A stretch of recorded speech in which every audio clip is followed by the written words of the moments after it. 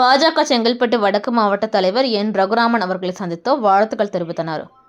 புதிதாக பாஜக செங்கல்பட்டு வடக்கு மாவட்ட தலைவர் என். ரகுராமன் அவர்களை முன்னாள் மாவட்ட செயலாளர் தாம்பரம் முனைவர் கோபி அவர்கள் நேரில் சந்தித்து சால்வை அணிவித்து கேக் வெட்டி வாழ்த்துக்கள் தெரிவித்தனர்.